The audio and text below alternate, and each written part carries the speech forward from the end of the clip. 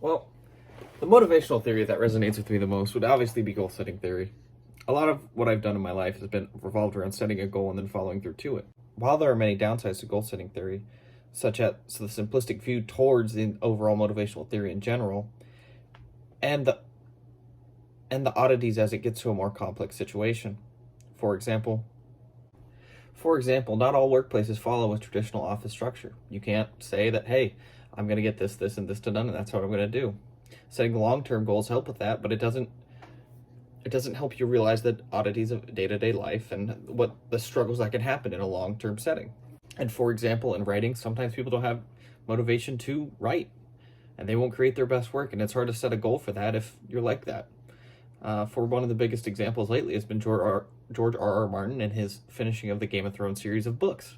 While the show is finished because they wanted to finish it and hold the story, the books still, I think, have 2 left. And with a 70-year-old obese man, very unlikely that those come out anytime soon. Why this goal-setting theory why it resonates with me is a lot of my goals are long-term goals. So a lot of the things I've planned out for years and years and years, and it's taking the small steps every day in order to get there. And I see that 5 years from now, it's planning 5 years ahead, and 5 years in front of that, and 5 years in front of that. And if I can look to every day like, hey, I'm working somewhere towards that goal, I feel successful, I feel motivated. While my minimum wage job doesn't necessarily fulfill a lot of those purposes, and not something I want to do career-wise, it's getting me in the path, and investing my money correctly will set me on the right goal. Will set me on the right path to meet those goals that I want.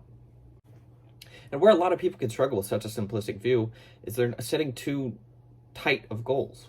I have a very broad goal, and I think there's many ways I can achieve that goal, and it's following whatever path is necessary at the moment. If I hit a roadblock, I have to maneuver around it. That's just how it is. Sometimes I got to take it.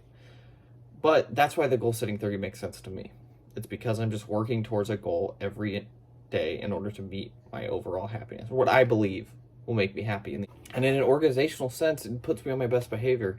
If I know every day I'm doing something that can benefit me in the future, then I'm going to work hard at it. I know that every day that I talk to someone new, I talk to a new customer, and in my work where I deal with a lot of recurring customers, if I talk to them and create relationships with them, it could highly benefit me in the future, judging by whatever path I choose to go down.